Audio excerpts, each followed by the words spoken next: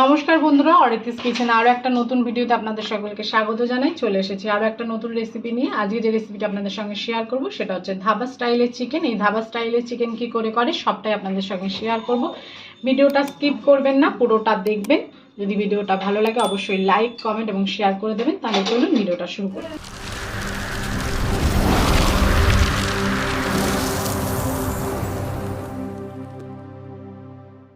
আমরা চিকেনটা পরিষ্কার করে ধুয়ে নিয়েছি। এবার এর মধ্যে প্রথমে আমরা দিয়ে দিচ্ছি লেবু। একটা গোটা পাতিলেবুর রস আমরা দিয়ে দেবো। এখানে আমি 500 মতন চিকেন নিয়ে নিয়েছি। চিকেনটা ধুয়ে ভালো করে জল ঝরিয়ে নিতে হবে। দিয়ে দিচ্ছি হাফ চামচ মতন লবণ, দিয়ে দিচ্ছি হলুদের গুঁড়ো 1 চামচ মতন, দিচ্ছি কাশ্মীরি লঙ্কার গুঁড়ো, দিয়ে দেবো গোলমরিচের গুঁড়ো, দিয়ে দিচ্ছি আদা পেস্ট, দিয়ে দিচ্ছি রসুন পেস্ট। 2 চামচের মতন দিলাম, আর আদা পেস্ট 1 চামচ, আর দিয়ে দিচ্ছি সর্ষের তেল। আমি এখানে আদা রসুনের পেস্ট দিলাম। আমি আদা রসুনের পেস্ট আরও একবার ব্যবহার করব। এবার চিকেনটাকে ভালো করে মেখে নিতে হবে।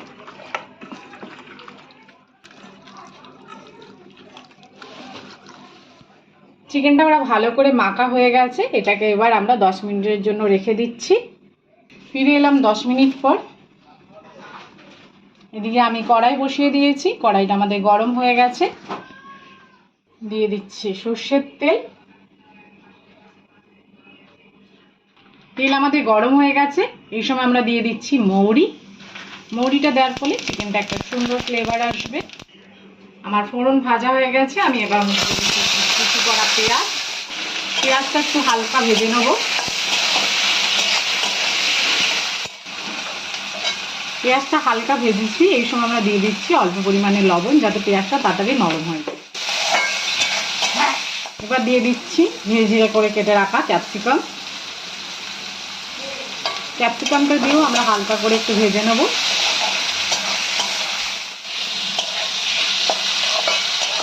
আমাদের পেঁয়াজ ও ক্যাপসিকাম মধ্যে এসেছে। এই সময় দিয়ে দিচ্ছি 4-5টা কাঁচা লঙ্কা।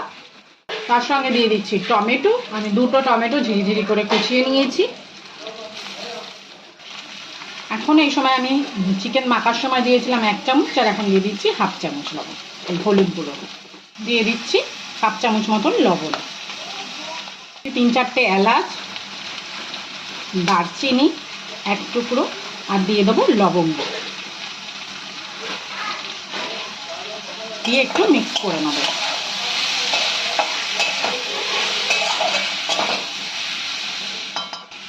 আপনাদের বলেছিলাম যে আমি আরও একবার আদা এবং রসুনের পেস্ট ব্যবহার করব।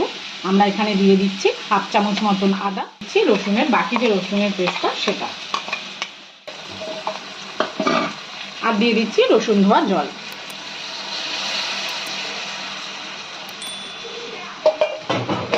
ভালো করে এটাকে কষিয়ে নিতে হবে একটু।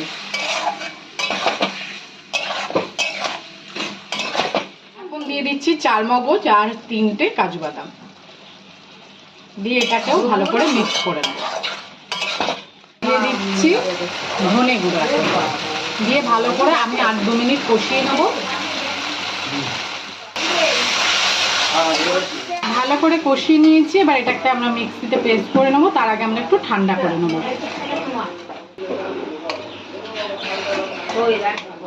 মশলাটা আমরা তুলে নিয়েছি। এই কড়াইতে দিয়ে দিচ্ছি আরও একটু সর্ষের তেল।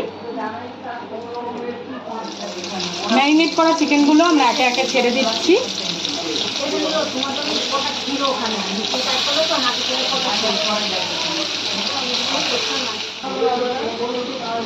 এবার চিকেনটাকে একটুখানি আমরা ফ্রাই করে নেব।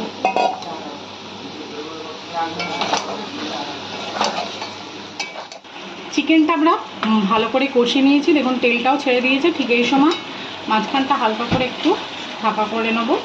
আর এর মধ্যে আমরা দিয়ে দেবো আমাদের যে পেঁয়াজ, ক্যাপসিকাম, টমেটো, কাঁচা লঙ্কা সব ভেজে নিয়ে আমরা যে পেস্টটা করেছি সেই গ্রেভিটা। সঙ্গে দিয়ে দিচ্ছি অল্প পরিমাণে শাহি গরম মশলার গুঁড়ো,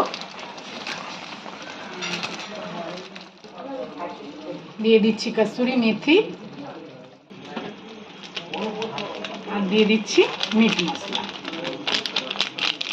ভালো করে কষিয়ে নিতে হবে। আমার মাংস অনেকটাই কষে এসেছে, আর একটু কষিয়ে নেব।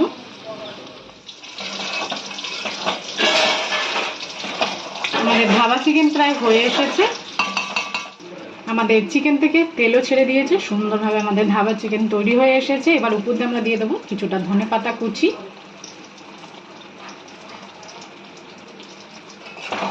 ধাবা চিকেন বলার কারণ হচ্ছে ধাবাতে বা রেস্টুরেন্টে এরকম দু রকম মশলা করে রেখে দেয় গ্রেভি করে, আর মিক্স চিকেন বা পনির মিশিয়ে সেটাকে তৈরি করে দেয়, তাই এটাকে ধাবা চিকেন বলে। আপনারা অবশ্যই বাড়িতে ট্রাই করবেন এবং কেমন হলো অবশ্যই আমাকে কমেন্ট করে জানাবেন।